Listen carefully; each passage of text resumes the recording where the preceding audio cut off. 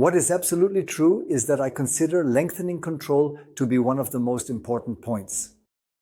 If you have a control that is not feasible with ISKD, Fitbon, or Precise, in a really precise execution, you can never say how much time the force was applied, here or here, how long the motor has been running, or what distance it has covered.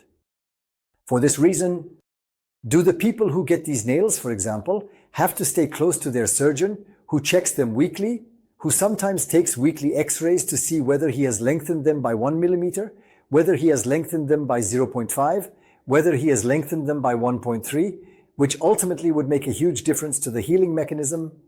And that's why they always have to consider factors like pain, muscle mass, and so on, to determine how much they have lengthened. If you go too fast, the connection can break.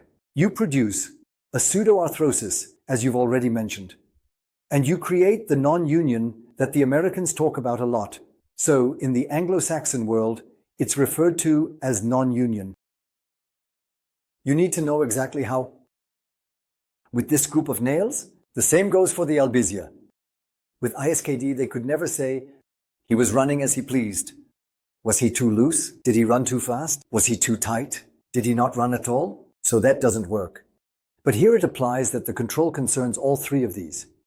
That means, but one must also be clear that when you move away from this area, you are indirectly controlling the exact lengthening. They then monitor it through X-rays. Whether something like that has also taken place here. That means an X-ray, every X-ray also has some distortion in it, and so on and so forth. That means the lengthening that has occurred in the end is indirectly monitored through a series of X-rays, which is not necessary at all in this grouping. The X-rays in this grouping are necessary to check in between if everything is okay. To the patient's delight, he sees, I've already so much distance. And in the end, just to wrap things up. Did he do it right? It's a tie. Exactly. That was it. It doesn't serve to control whether or how much has been lengthened. It does not serve to control the system. And that is absolutely necessary in this case. Otherwise, you risk bridging too early or producing a pseudarthrosis, a non-union. And there's more to it. It's also an aspect of radiation exposure. An X-ray doesn't involve an extreme amount of radiation exposure, but it's the accumulation that matters. And it's also a matter of cost. Each X-ray costs money. And they need another order. They have to go to the radiologist. They have to get the image taken, and they have to have it evaluated.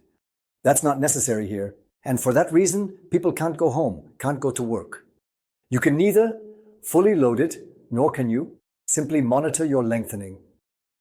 This group here, without him, I mean this group, they can go home, they can perform their lengthening themselves, they do their exercises, they can go to work, and so on. And you can't achieve that with any nail in terms of stability and reliability, better than with this group. It just is.